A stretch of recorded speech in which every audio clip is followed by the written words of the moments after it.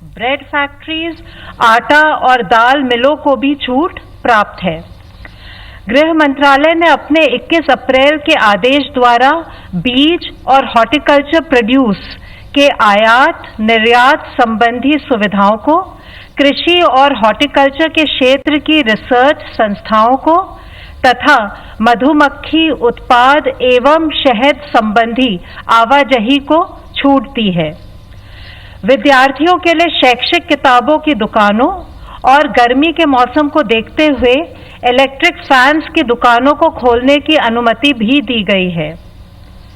लाखों भारतीय merchant shipping vessels पर काम करते हैं।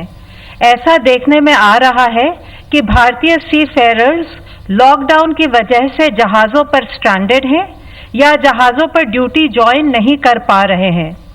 इस वजह से ये चिंता भी है कि अन्य देशों के सीफेयरर्स ऐसे जहाज़ों पर भारतीय सीफेयरर्स की जगह ले सकते हैं। इसको मद्देनजर रखते हुए सरकार ने उनके साइन ऑन और साइन ऑफ के लिए 21 अप्रैल को एक स्टैंडर्ड ऑपरेटिंग प्रोसीजर जारी किया है। लॉकडाउन के एनफोर्समेंट देश में कुछ घटनाओं को छोड़ अधिकांश स्थानों पर संतोषजनक चल रहा है। आर्थिक गतिविधियों में खासकर ग्रामीण क्षेत्रों में प्रगति हो रही है। अप्रैल के महीने में 22 अप्रैल तक मनरेगा के तहत 1.5 करोड़ से अधिक श्रम दिवस अर्जित हुए हैं। जो क्षेत्र हॉटस्पॉट या कंटेनमेंट जोन में नहीं है, वहां गृह मंत्रालय के निर्देशानुसार राज्य सरकारें औद्योगिक इकाइयों को सुव्यवस्थित तरीके से शुरू करवाने में लगी हुई हैं। कई स्थानों पर food processing units, special economic zones और एक्सपोर्ट ओरिएंटेड यूनिट्स इत्यादि जो पहले से ऑपरेशनल थी, उसमें भी वृद्धि हुई है। सड़क निर्माण, ईंट भट्टों, सीमेंट फैक्ट्रीज आदि से संबंधित कार्य भी शुरू हो गए हैं। कई कार्यों में प्रवासी श्रमिकों को भी रोजगार दिया जा रहा है। औद्योगिक इकाइयों की समस्याओं का फीडबैक लेकर उनको दूर करने के कदम भी उठाए जा रहे हैं। इस संदर्भ में होम सेक्रेटरी ने और सेक्रेटरी डीपीआईटी ने अभी इंडस्ट्री एसोसिएशंस के साथ वीडियो कॉन्फ्रेंसिंग पर मीटिंग की। जो इंडस्ट्रियल एक्टिविटीज परमिटेड है, उनको किस प्रकार से सुचारू रूप से चलाएं और आर्थिक गतिविधियों को गतिशील करें, इस पर भी चर्चा की है। हमारे चिकित्सा क्षेत्र के भाई और बहन बड़ी निष्ठापूर्वक खुद की परवाह किए बिना कोविड-19 से हमें बचाने के लिए महत्वपूर्ण योगदान दे रहे हैं। इस संदर्भ में माननीय सर्वोच्च न्यायालय ने भी आदेश दिया है कि डॉक्टर्स और मेडिकल स्टाफ को पर्याप्त सुरक्षा दी जाए। गृह मंत्रालय ने समय समय पर इस संबंध में सभी राज्य सरकारों को पत्र लिखकर सलाह दी है कि सभी डॉक्टर्स और मेडिकल स्टाफ को पर्याप्त सुरक्षा दें, चाहे वे हॉस्पिटल में कार्य कर रहे हों, क्वारंटाइन सेंटर में हों या परीक्षण हेतु फील्ड में जा रहे हों। माननीय गृह मंत्री जी ने इंडियन मेडिकल एसोसिएशन के साथ बैठक की और मेडिकल प्रोफेशनल्स की सुरक्षा का आश्वासन दिया।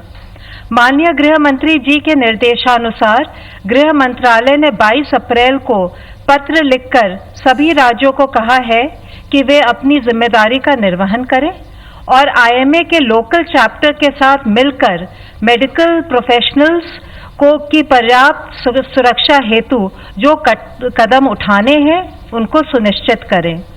चिकित्सा टीमों की सुरक्षा के लिए जो कदम उठाए गए हैं, उनकी जानकारी भी आईएमए के लोकल चैप्टर के साथ साझा करें। इससे स्वास्थ्य कर्मी विश्वस्त होंगे कि वे सुरक्षित हैं। इस संबंध में जिला एवं राज्य स्तर पर नोडल ऑफिसर्स को भी नियुक्त करें जो मेडिकल प्रोफेशनल्स की सुरक्षा संबंधी समस्याओं का निदान कर सके।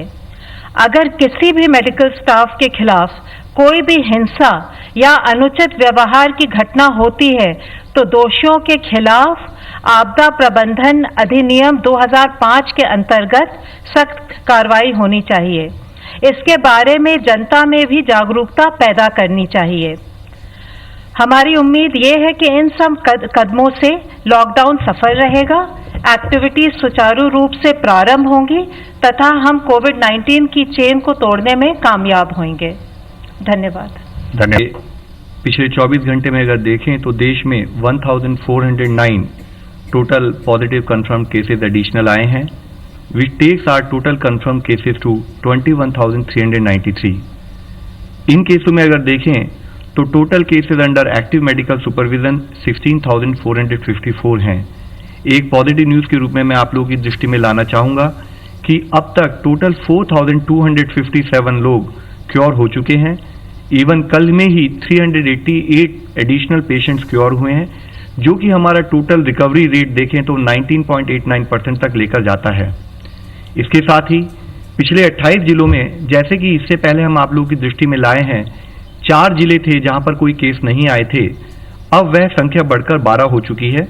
8 नए जिले ऐड हुए हैं, वह है चित्रदुर्ग कर्नाटका में, छत्तीसगढ़ में बिलासपुर, इंफॉल वेस्ट मणिपुर में, आइजवाल वेस्ट मिजोरम में, भद्राद्री कोट्टागुडम तेलंगाना में, पीलीभीत उत्तर प्रदेश में, SBS नगर पंजाब में और साउथ गोवा के अंदर।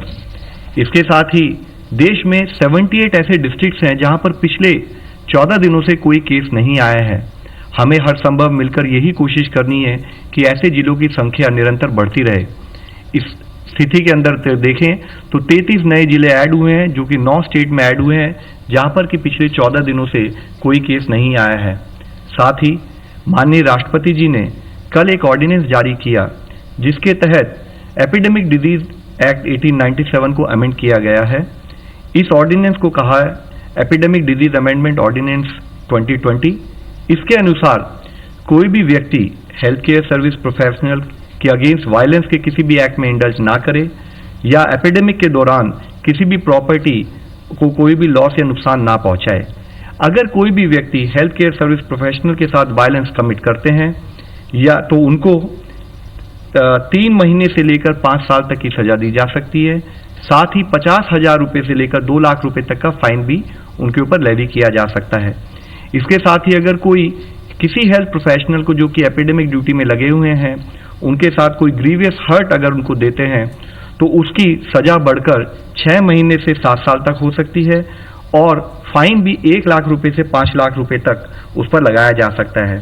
इस एक्ट के तहत किया हुआ कोई भी ऑफेंस कॉग्नाइजेबल है और नॉन बेलेबल रहेगा। जो भी पर्सन इस एक्ट के तहत कन्विक्ट किए जाएंगे उनको कंपेंसेशन भी पे करने के लिए वे लायबल होंगे और कंपेंसेशन जो हो सकता है वह जो भी फेयर मार्केट वैल्यू होगी डैमेज प्रॉपर्टी की या जो लॉस उन्होंने कमिट किया है उसकी ट्वाइस द अमाउंट हो सकता है।